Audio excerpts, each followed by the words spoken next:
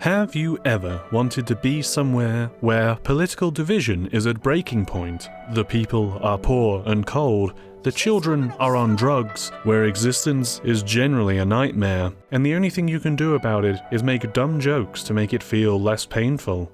Well, then come to the United Kingdom, while it still is united. But for those of you wanting all this, but also being safe from actual consequences, we have Disco Elysium. Elysium. Disco Elysium. A game that is set in a world where all of the above is true, but it's also about you, and your own journey is as rich as the world around you. You start the game in complete blackness, with your brain talking to you dementedly. There is nothing. Only warm primordial blackness. Your conscious ferments in it, no larger than a single grain of malt. You don't have to do anything anymore. And your limbic system sounding quite pathetic. How's it going out there? Are the tiny apes screaming about money yet? Then you see the sad sack of flesh which houses these awful, awful things, who you're going to be controlling. You have total amnesia from officially the world's worst hangover, not knowing where you are, what you're doing, or even who you are. Fortunately, your old drunken self ingratiated himself to the people in this world around you.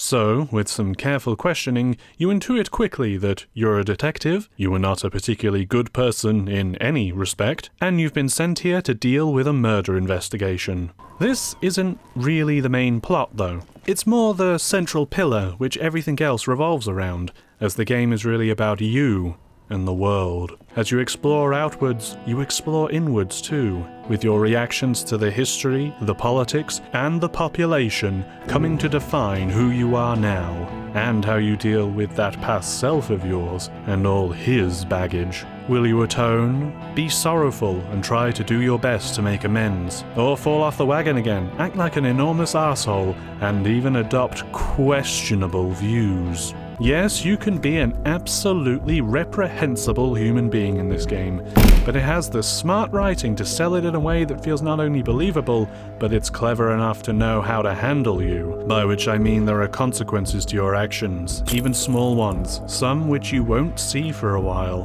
and these can make your journey take some different paths later on compared to other players. One immediate consequence, however, is the reactions of the people around you, who may see you as friendly or not, depending on your allegiances and your actions around them. And while I could highlight all of them, like this amphetamine-addicted gremlin who spouts homophobic slurs,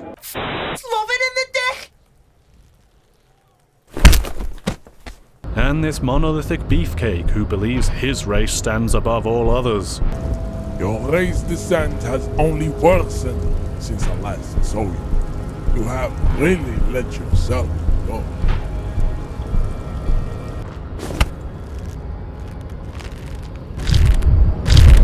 I'd like to focus on your partner, Kim. Now, when I first started, I believed Kim to be a pencil-pushing goody-two-shoes by-the-numbers cop, a bureaucrat to muffle my loose cannon ways. I was wary of him, but after vomiting a few times trying to go near the murdered corpse I'd left hanging outside for an entire week, Kim told me in no uncertain terms to get my shit together. I was a bit surprised. He'd been so polite with my shenanigans thus far. It was a little moment that snowballed. Soon I considered Kim my friend. By the end of the day, I was prepared to die for my partner. Or at least tell a racist to fuck himself. I would be remiss not to also talk about another fantastic character. You. Not you, or old you, but rather the 24 split parts of your brain that chime in, challenge you, and also try to sway you throughout the game. You spend more time arguing with yourself than you do with other people, and these things are also where you spend your experience points. So you may find their influences are stronger as you go forward, for better and for worse. For example, if you level up your electrochemistry, you'll be able to identify the drugs of the world and the people on them, but you'll also be much more aware of their Siren Call, would it really do you any harm if you just had a smidgen more rum? Disco Elysium isn't afraid to go places other games dare not tread. In fact, when confronting some of the darker and more complex aspects of politics, existence, and morality, the game relishes the chance to go elbow deep in the nastiness. But it never feels overly soul-destroying, mostly because the game cushions those blows just a bit with some masterfully crafted comedy, sprinkled carefully enough that it never undermines its more dramatic and depressing parts. It keeps things accessible so that the game can go to some very, very interesting and dark places.